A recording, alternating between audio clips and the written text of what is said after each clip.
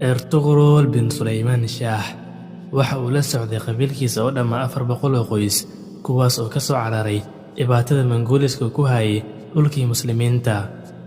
Iyaga oo raadinayo deegaankii ay ku noolaan lahaayeen ayuu maqlay buuq iyo qaylo. Markuu u soo dhawaadayna wuxuu arkay dagaal xoog badan kaasoo u dhexeeyay laba ciidan wato calanka Islaamka iyo ciidan wato calanka gaalada Kirishtanka. Markuu arkay dagaalka ayuu ku amray ciidanka qabiilka si deganaan iyo geesnimo ku jirto inay isugu diyaariyaan dagaalka si ay garab u siiyaan walaalahood ee diinta ku walaaloobeen, iyagoon xitaa aqoonin cidday yihiin kana baqin inay ku dhammaadaan dagaalka.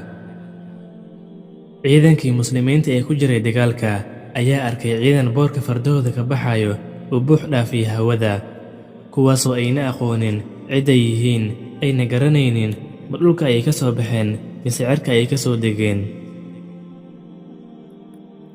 Kuwaas oo sida duufaanta ugu socdo dhankii ciidankii Kirishtanka oo awood iyo ciidanba ka badnaa muslimiinta.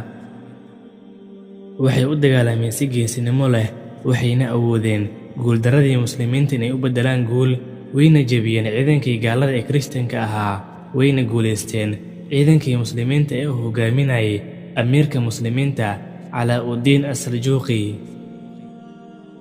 Amiirkii Saljuuqiyiinta aad ayuu ugu farxay nimanka caqiidada wanaagsan iyo garab istaaggii ay garab istaageen, wuxuuna siiyey deegaan ay ku noolaadaan, kaasoo xuduud la lahaa Byzantiniyiinta. Ertugrul bin Suleymaan Shaah wuxuu la dagaalami jiray Mongooliska iyo Saliibiyiinta Byzantiniya. Deegaankaas yar ee uu siiyey Calaa-ud-diin ayaa lagu aasaasay dowladdan ugu weyn ee Islaamka, dowladdii Cusmaaniyiinta.